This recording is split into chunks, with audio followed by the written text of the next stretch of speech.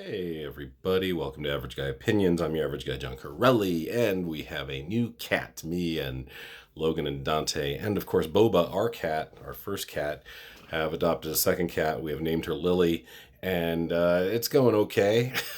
This might end up turning into a blog. It was going pretty well. We got her on Saturday, and today's Wednesday, day before Thanksgiving, and this cat, she's a cute little thing. She's very, very sweet. But she's also tearing up my son's room.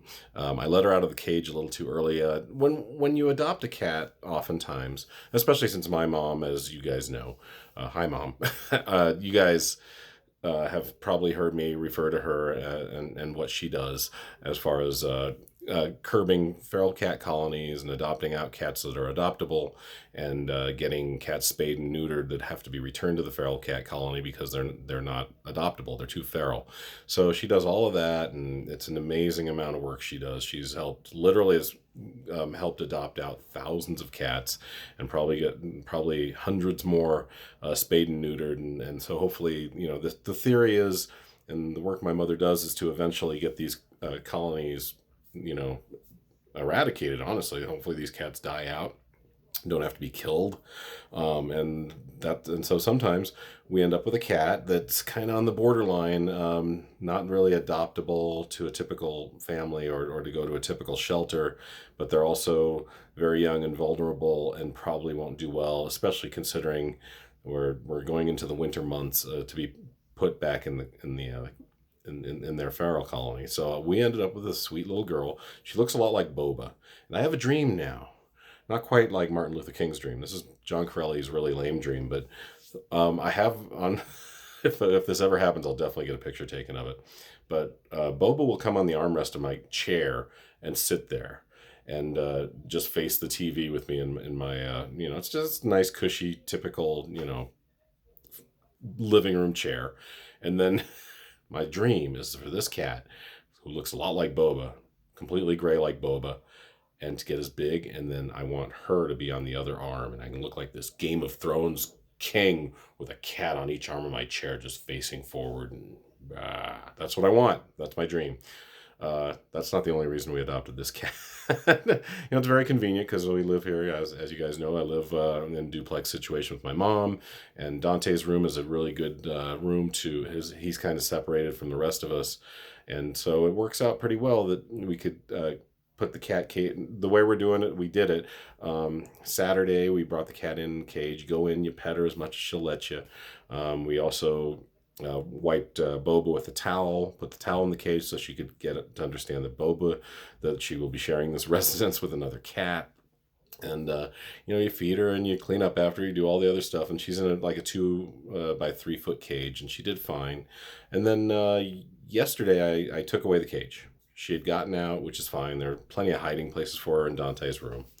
And I got the cage out, and I set up a little area for her. Her food's in one spot, her litter's in another spot. She has a blanket under a table so she can be reclusive if she wants. Unfortunately, there's also a bunch of stuff I'm storing for my father in there, and she started, well, I don't mind her exploring that stuff, but she's knocking down stuff on the way to it. And then she tried to get up on Dante's shelves to find another reclusive spot, and she just trashed it. The whole shelf came down, broke his gumball machine. It's kind of a mess in there. We're going to clean it up, though. Luckily, Dante wasn't too attached to the gumball machine, so it's no big deal. But we got to do some rearranging to figure out a way for this cat not to destroy Dante's room while she gets used to living here.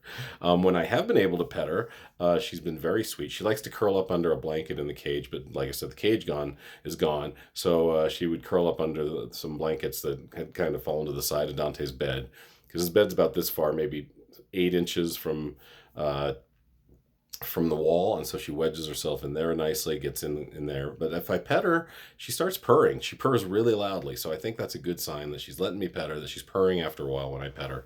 So I think she's going to get there. Same thing I had to do with Boba. When I adopted Boba, he would just stay under my futon. I was living in an apartment at the time with a futon because apparently I was 19 years old when I adopted Boba. He's looking really good for a 35-year-old cat, by the way.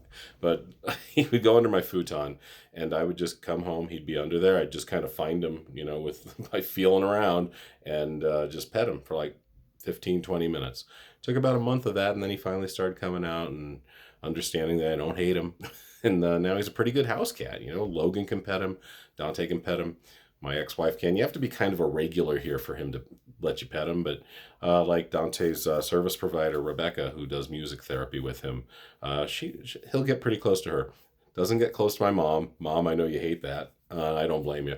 But probably somewhere in the back of his little walnut-sized kitty brain, he remembers that this is the lady who trapped me and had me in a cage for however many months before he got to me. So who knows? But yeah, so this will be a little adventure. It's a perfect time for it, though. It's a nice long holiday weekend, so we got 5 more days to get her adjusted, and even after that, we got plenty of time to get her adjusted. But it was a perfect time. It's perfect timing. It's cold out. She's happy to be indoors. And we're just gonna work through it. I don't know how I fill 5 more minutes about this cat, except that she's very cute and she's very sweet, and she's just kind of lost and trying to figure it out. I don't know if I could, like I say, fill 4 more minutes on this cat. I'd like to talk about Thanksgiving, but I want to do that separately. So yeah, I'll probably just wait on that. I do want to wish you all a happy Thanksgiving. You know what? Yeah, let's just talk about Thanksgiving. I'm not going to just do filler. So I brought this little guy because I was going to do my next video. Hello. Thanksgiving's tomorrow. I'm looking forward to it. I always cook. I've cooked a turkey, at least one turkey since I was 20 years old. I don't think I've ever taken a year off, maybe once or twice in the 35 years that I've been on my own. Love doing it. Love cooking a bird. Love doing the stuffing and the all that stuff. I do mashed potatoes. I do sweet potatoes. This year I'm doing macaroni and cheese. I usually do some greens, but I don't know if I'm doing greens this year. Pumpkin pie.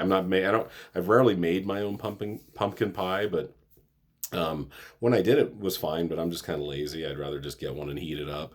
Yeah, deviled eggs, that's my little thing I do before. And we will have my brother Sean will come over, and his girlfriend and his daughter and daughter's boyfriend. So we're going to have about 10 people, I think, total.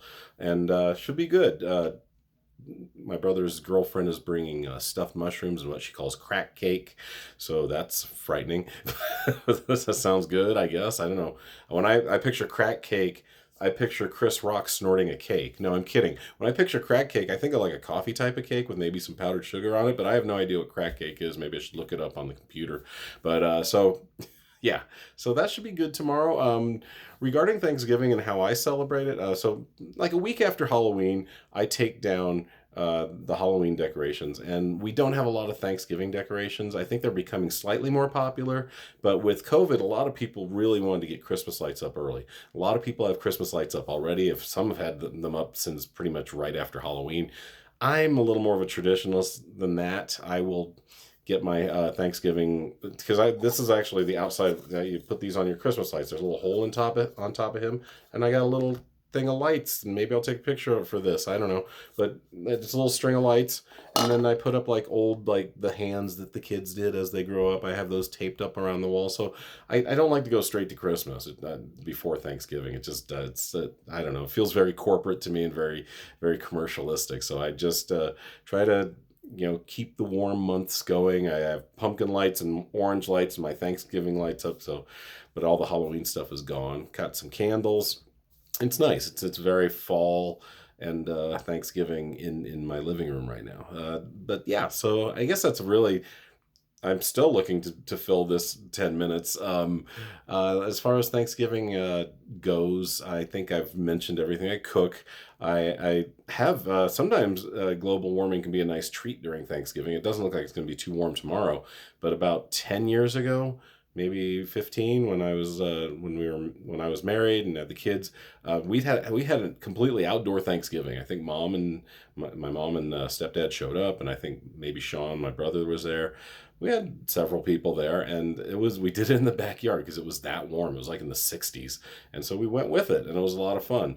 And so I don't know if we really do have any true traditions when it comes to Thanksgiving.